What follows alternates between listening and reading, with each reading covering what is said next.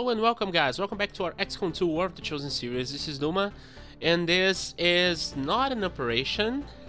Yes, that's right. This is finally happening. This is the maintenance episode, and we are on the character pool. Actually, we're not on our save file, and there's a good reason for that. It's because some of the characters that are on our current active pool, they were loaded on top of other characters, on placeholders, right? So we don't... And some others, like Ratchman, they just didn't have a bio until recently. So here on the character pool, all the characters have their bios. So we are going to start the maintenance episode going through all the character bios that were not read in video. So that classifies for Draenor, Ratchman, Laura, Toxin, Damon, Firebrand, Rex, Rust, Reverend, and Mandy J. Wombat. So let's go through those characters.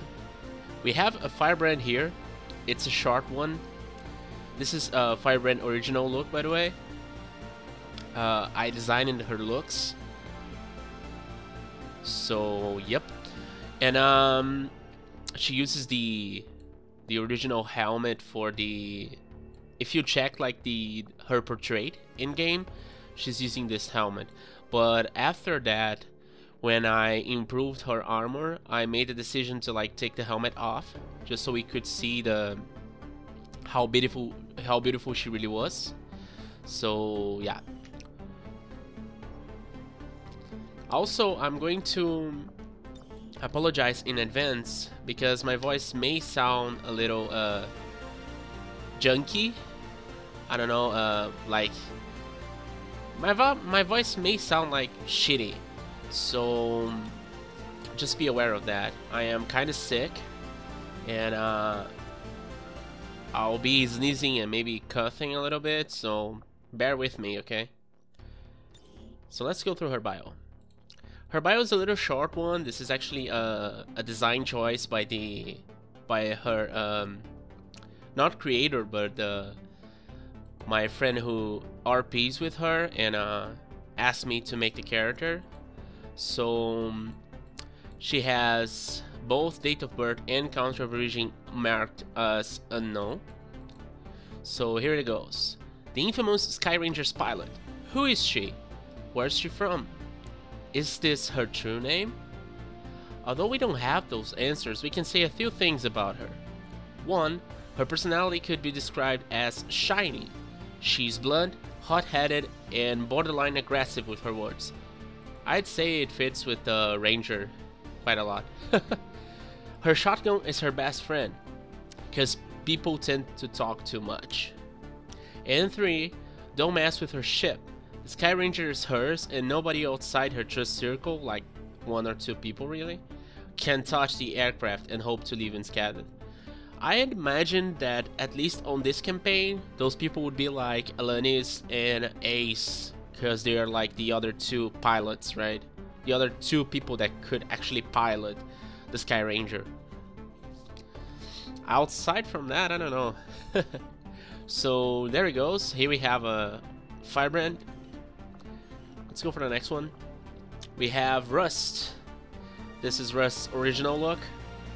By the way, all the characters that I'm going to show here will have like their original looks. So just so you know.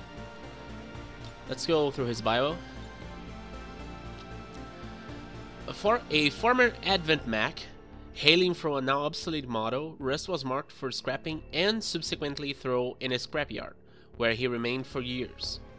Destiny, however, favored Rust, as a group of resistance scavengers found and took the disabled Mac, initially to scrap him for parts.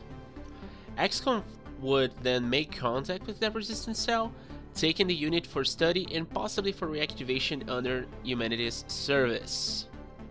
He gained an almost all-new chassis and some adjustments to his AI programming. At first, that change only altered his IFF, Identify Friend or Foe, so he now basically assumes XCOM is Advent and vice versa. Chief Engineer Shen on Rust. Commander, Rust has been tagged as ready and able for deployment, but we are currently working on a more appropriate programming for his behavior. I'll keep you informed. So, this character is a character from Gearblade. He actually sent me this bio, but I took... he gave me liberty to change a few things, so I did. And this part from Shem is actually a part of mine, so Gear, I hope you like that.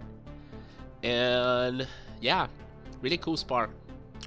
He's been helping a lot, soaking up a lot of damage. So let's go for the next one. I think the next one should be...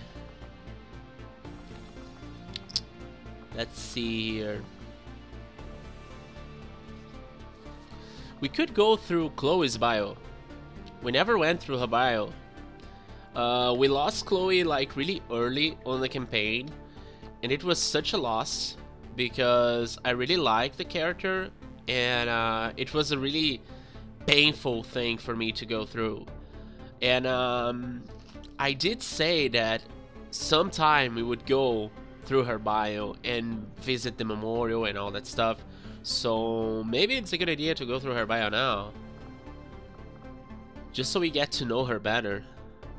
Oh, I think it's a big one. Jeez. Okay, she is a Brit. As a child, Chloe wanted to hold the power of the gods in her hands. She loved fiction of almost any kind, especially mythology, of any and all cultures. But Chloe didn't want to read about the heroes the gods helped. She was interested in the gods themselves. So she wanted their power, their ability to create entire universes, to shape and destroy reality at will. Sadly, this power lay beyond the reach of mere mortals like Chloe, until the aliens came.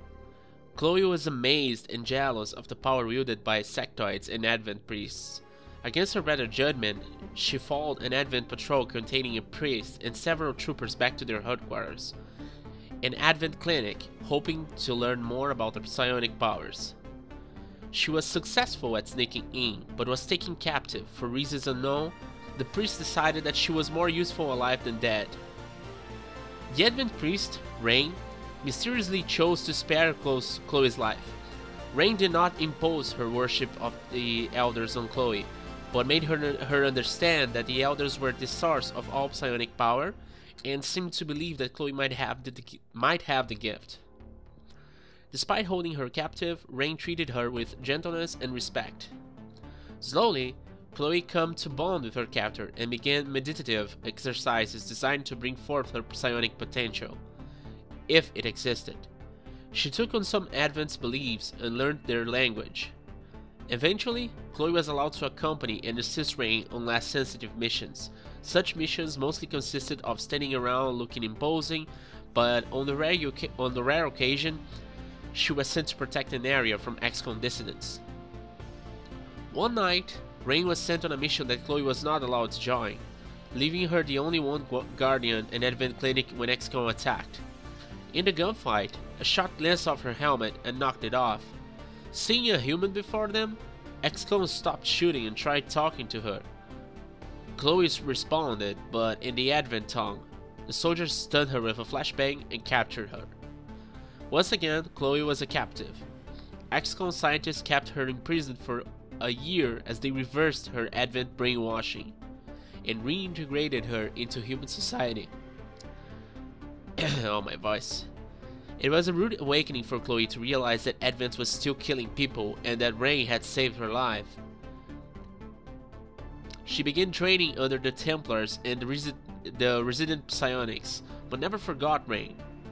Though she never said it aloud, Chloe prays that her former mentor would be spared in the coming war. I love her bio. I just love her bio. I love the character.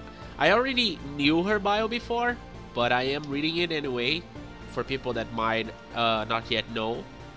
She's a very cool character.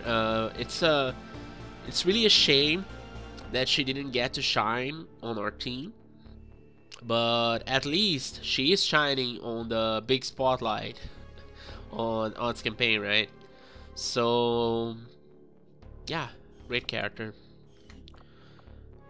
But we also have Damon here, which is from the same creator. And we're going to go through his bio now. Which is also a big one. Okay, Damon despised being told what to do for as long as he could remember. His personality led Damon to become largely self-educated and homeschooled. Most interested in the technological and medical fields of science, Damon experimented with basic biotech such as robotic joints, hoping to get a patent for one of his prototypes. One of the more interesting pieces of biotech Damon experimented on was a salvage D17 prosthetic facilitator, which when inserted into a cranium helps the body integrate with robotic prosthetics. Damon's additions, in theory, help the facilitator reduce bodily rejection, and this prototype is submitted to a local college science fair. Damon didn't win any awards because his submission was never technically tested, but the judges were interested in this theoretical technology. The head judge, an elderly lady who was a retired member of the pharmaceutical R&D team, recommended that he submit his tech in for testing and even to try to join some organization focused on experimental technologies. After many days of searching, Damon finally found a group of like-minded individuals creative prototype surgical tech. Given the time and resources allotted from government funding, Damon completed his first major project, a sort of artificial nervous system which removed all risks of bodily rejection and allowed for more advanced robotic prosthetics. After celebrating his major breakthrough, Damon left the lab to buy a few rounds. Upon his return a couple hours later, he discovers the lab door had been smashed down. The inside of the lab was a wreck, drawers were thrown open, tools littered. Okay, I lost myself. Tools littered to the ground, computers were smashed to pieces, and in the middle of the room lay the remains of his colleagues. Distraught and racked with grief, Damon called the authorities to report the incident. Upon further inspection, Damon found that all the experimental tech and research was gone. Damon could only think of one group that could do something like this: Advent. Time and time again, Advent had contacted him and his group requesting work to be done on the more weaponized biotechs instead of the medical ones, only to be refused. Damon found and joined XCOM as a specialist, hoping to put his medical and technical expertise into effect in an effort to fight Advent to the alien threat. Okay, so it's really a shame that I didn't get to read his bio by the time he joined. Okay, so I am going to apologize for that. But he's also kind of a tech guy still, because Shock Troopers use the Firestarter, so that could also fit him.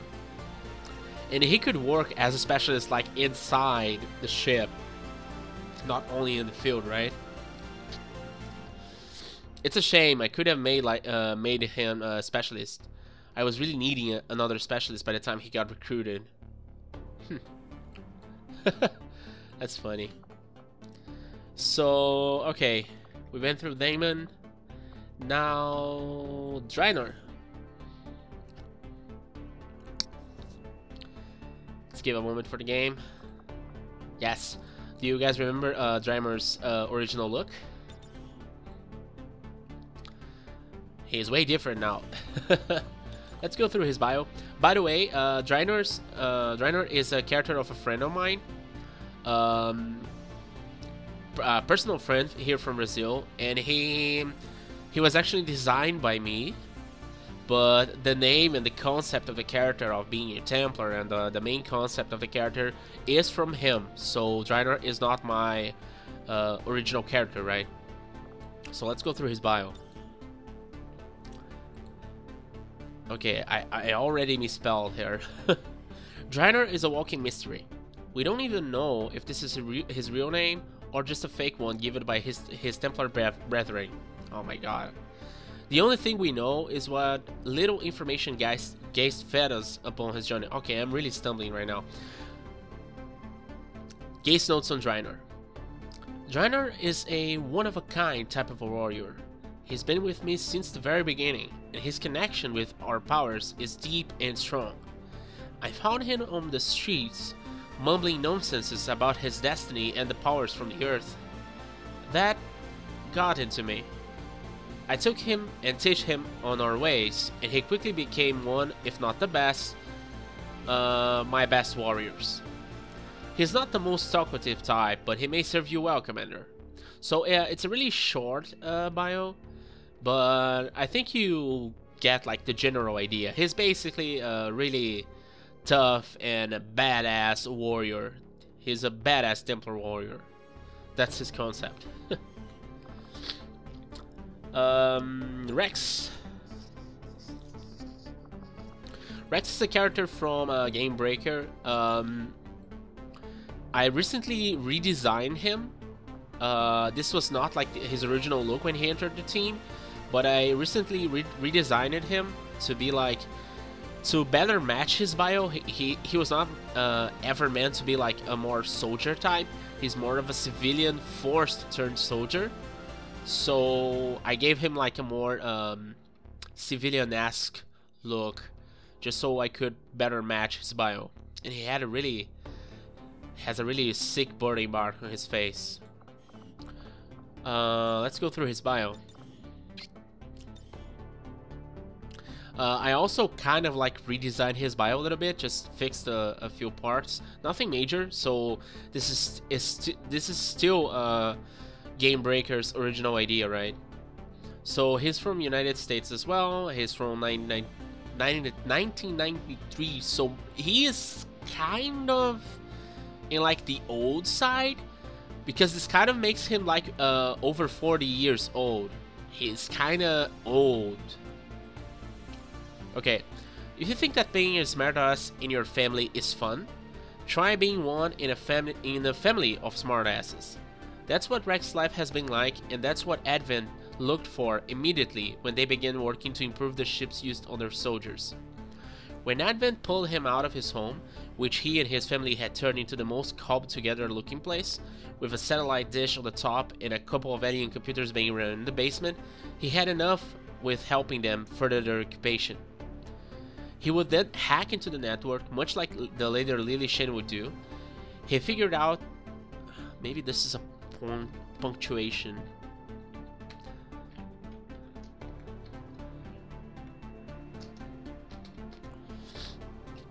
More like this. He figured out in a rather bodging way to mess with the officer that was looking over the entire staff they chose to work on their technology. He would then use that to his advantage when he escaped the facility he was forced to be in, using terminals to run the same, but a varied hack he had cobbled together. Even though his family was on the run, the Resistance finally helped them out, and when he heard about XCOM, an organization he dreamed of existing, was looking for recruits to get back on the alien threat, he joined up immediately. He now fights for the freedom of his family, who are now much more than just his parents. So really cool. He would also fit the specialist role, but once again we didn't know about that. We didn't know about his original bio. But once again, the Rocketeer is not actually that bad for him, because he is the Rocketeer is also kind of like a techie-ish class, so it's not that much of a stretch to imagine him as a Rocketeer. So really cool character. The next one should be Ratchman. Yes, Ratchman was originally planned to be a ranger, but we did turn him into a shock trooper because he had such a low life pool. I believe at the start, Ratchman had only 3 life.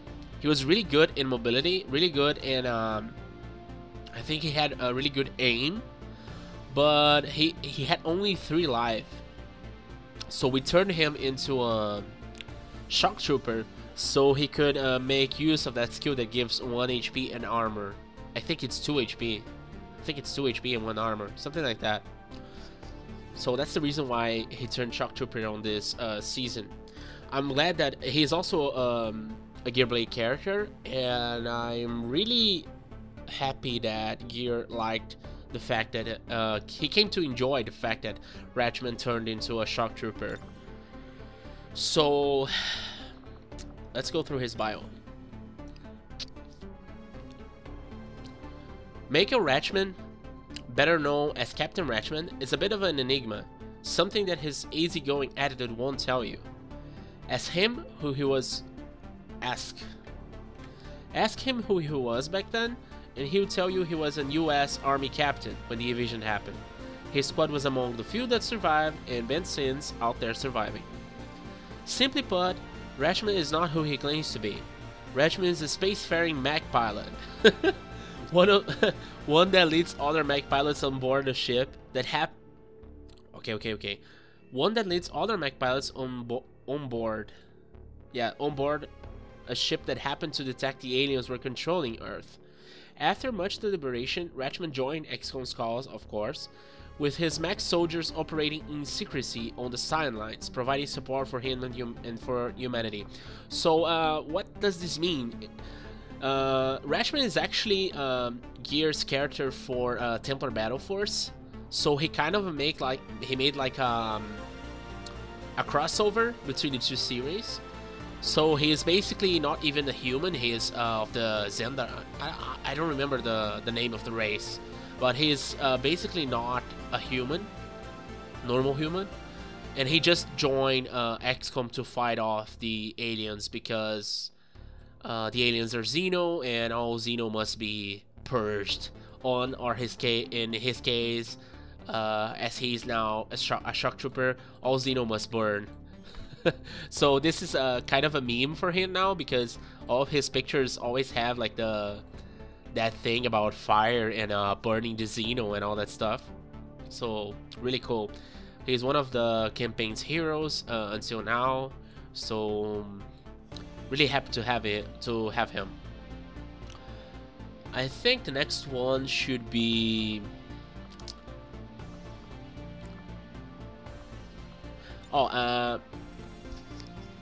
Jabu's actually, he is a character of mine in cooperation with another friend, and he had a simple bio before, and it was not a bio that I made for him, but now I managed to I talked with my friend and I changed his bio, and now he has a real history behind him. So let's go through that. He is from Mosul, Iraq, and I also changed his nickname to Sandman because the kaboom one was actually a sound of like an explosion, because we used to play Jabu as a grenadier. So it was like Jabu kaboom jalahal, because we were going to scream his name and go kaboom, and then he would throw a grenade. That's it. It's dumb like that. But now I think he grew so much as a character that now he has his own history and all that. So he is past that meme. So now he is his own character, and I'm really proud of that. So let's go through his bio. He is from Mosul, Iraq, and he is also on the 40 years old period. He is 41 years in 2035. So his bio. For most of his life, Jabu was an average man, as we would call way back when. Dedicated to a normal job, he was a loving husband and father. And he kept his low profile even after the first years of invasion, avoiding conflict and following the new rules. Time and time again, he would be invited to enter the local resistance cells for his past military experience. But Jabu thought that submission would keep his family safe. Only it didn't. Advent struck Mosul for some unknown reason, and used heavy artillery to do so. Jabu's house was hit by an energy cannon shot when he was returning from work, and seeing his house in flames, he entered to try and save his family. For that, he almost died from third-degree burnings, but was capable of saving his wife and son's bodies. After their burial and his recovery, Jabu decided to finally embrace his destiny. He wasn't an average man anymore. Now he had a purpose and something to get revenge for. And so he did, Striking Advent with deadly precision, he earned his call sign from the local resistance cell, Sandman. Now with XCOM, Jabu has the tools he needs to get justice for his family. So as I said, Jabu grew a lot as a character. He was originally designed to be a walking meme. He was just like a meme character, and I kind of worked hard to like create a unique character for him, right? So he's a really great character now, one I am certainly proud of, and he is basically an OC of mine. Not only mine, but he is an OC of mine. Let's go for the next.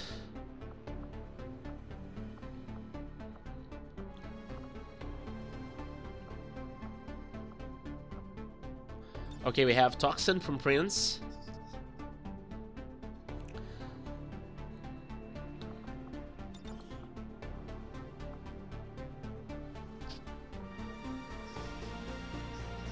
Okay, here it is. Toxin is a Prince's character, so let's go through his bio. I could like try to emulate his voice, but I would probably fail terribly at that.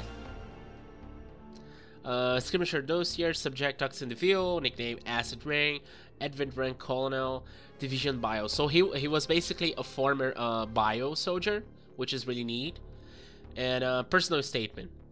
Oh, greetings, Commander. I am not going to try. My name is Toxin. It's a great pleasure making your acquaintance. Firstly, I am under order from Baddus to assure you that none of your crew shall become unwilling subjects of my experimentation. Yes, I have been pulling uncooperative...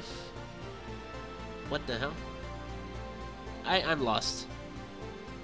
I've been pulling uncooperative volunteers from Havens around 5 years past during my servitude to the Elders, and those actions cannot be recanted. But the research still stands in validity. You'll have to expect that Advanced Bio divisions stand tall partly because of my work, my mind. Not so much apparently. They have said that my connection to the Elders was not severed through sheer force of will like the stoic and categorically glum Predal mocks, or a sudden surge of human emotion, but more or less the healthy exposure to a few more minor toxins.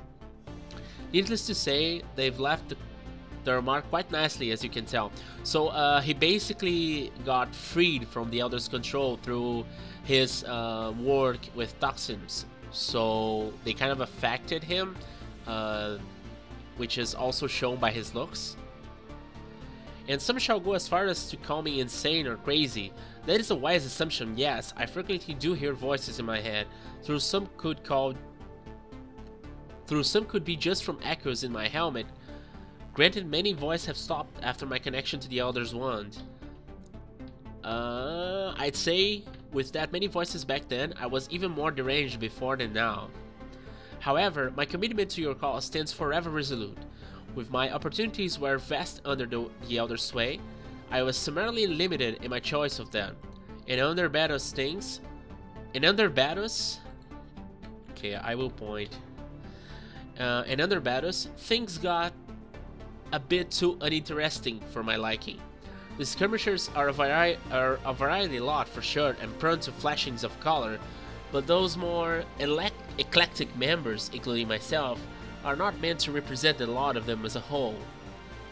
I grow tired of the dithering commander, of the operations with grandiose names and little to show for them, of the other converts growling grimly around the fire, and most certainly of the lack of interesting people to converse with.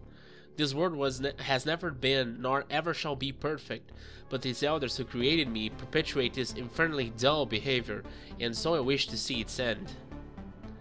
I am most humbly at your service, Commander, and Baddus sends her regards, and I probably say sympathies as well, if we're to be entirely honest. And I most certainly look forward to slaying these pitiless and pathetic servants of those wispy glowy things who foolishly feel that they can play at being gods. So once again, Prince nails a great bio. I love Toxin. He's cheesy as fuck, and I love him for that. So really cool design choices, making him into a former bio unit. Really nice. Let's go through to the next one.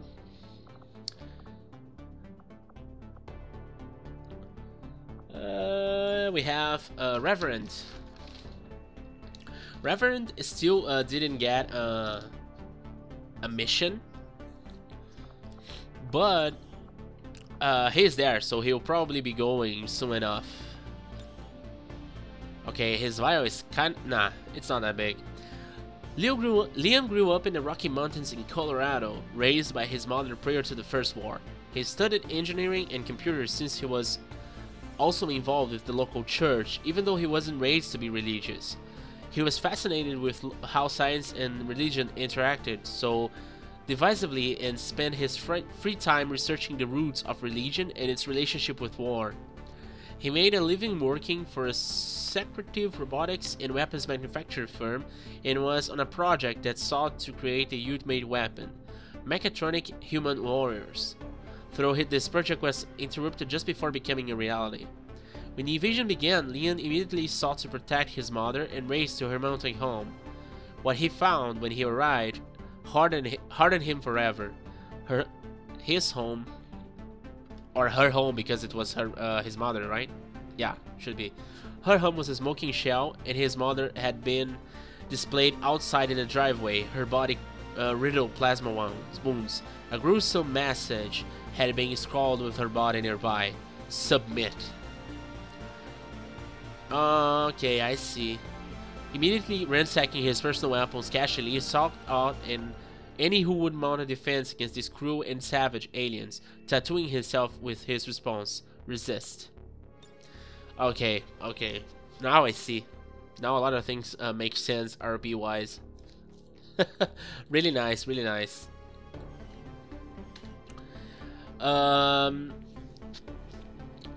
Maybe the next character should be Mini Wombat. Mini Wombat is Fleet's character. Fleet also has a channel on YouTube, so you could definitely check his channel as well if you haven't. He is also doing an XCOM War of the Chosen run, and Alanis, my character, is also there, so you have to check that out. But let's go through her bio. Biography. Oh, her bio is like... Oh, she doesn't even have a bio. Fleet just designed the character and sent me without a bio, so yeah. But basically, if I remember correctly, Mandy grew up in the woods because she used to live in an encampment on Australia. I think it was on Australia. She's Australian, and the camp got attacked while she was out, and when she returned, everyone in the camp was dead. So basically, she grew up in the woods. So hence the reason why her clothes are so tiny and like all ripped off, because they're literally not for her age. She grew up in the woods like a really jungle person. So that's a really neat concept. Let's go to the next one.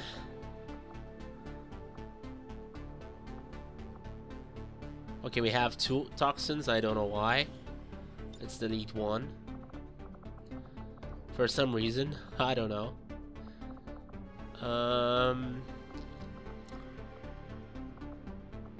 Oh, Laura.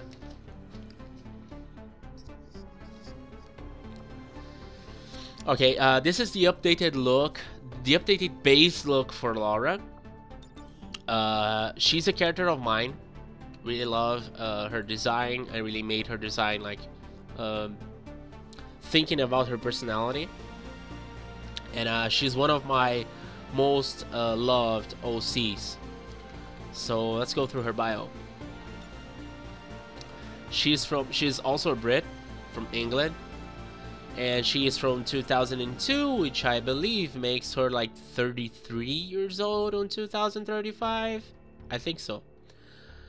Laura was the only daughter of a rich English businessman who was also a conspirationist fanatic, believing that someday aliens would invade. Unfortunately for us, he was right. When the aliens hit us in 2015, the sole reason for her survival, along with her parents, was his father's obsession. I can't like type the little thing into place because it's tied to the console for me, right? But I will fix that once I can. His father's was her father's obsession on preparedness for the wars, as he had a bunker below their mansion. They took refuge on the bunker for the first weeks, along with some of their former employees.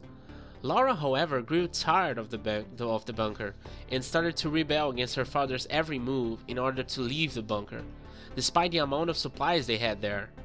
Her father reluctantly decided to take Laura for a walk on the surface, in hopes that seeing the destruction of the land around should change her ideas.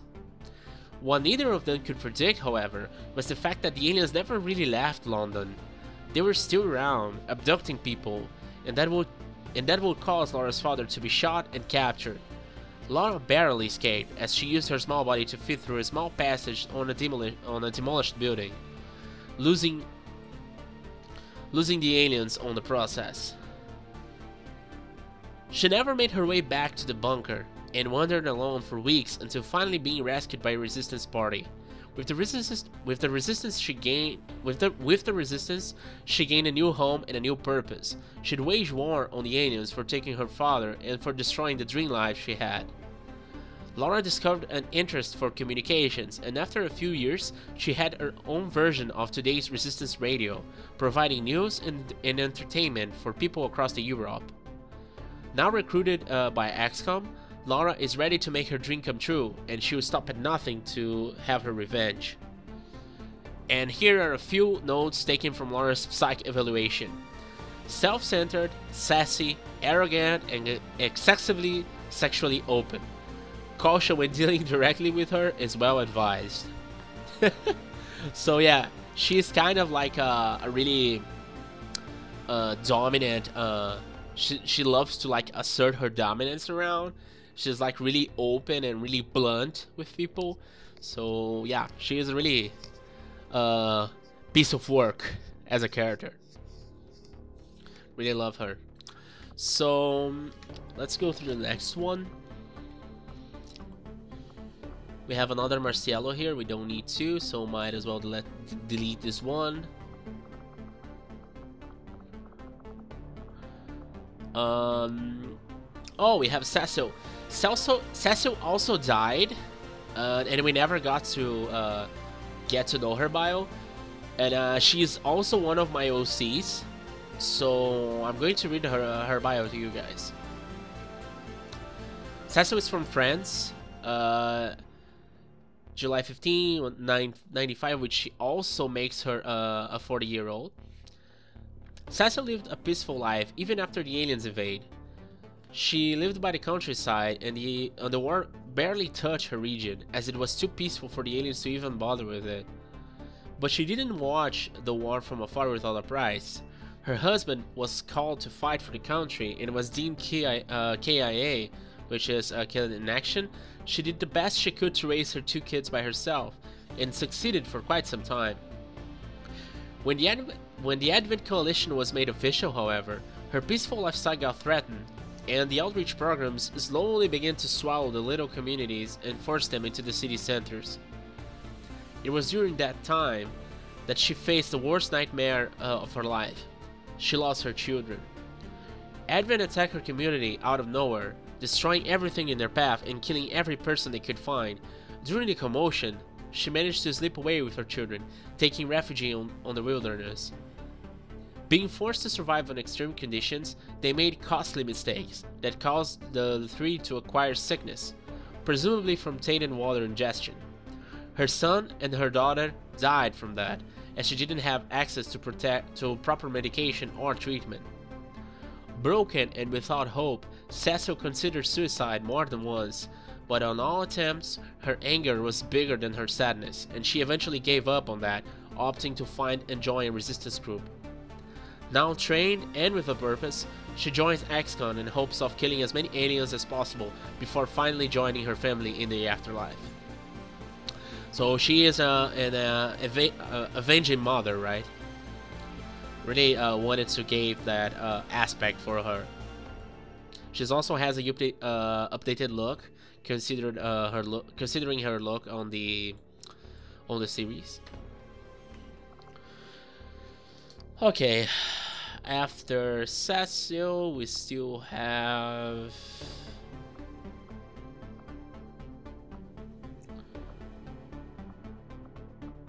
I think that's it. Let me just double check here.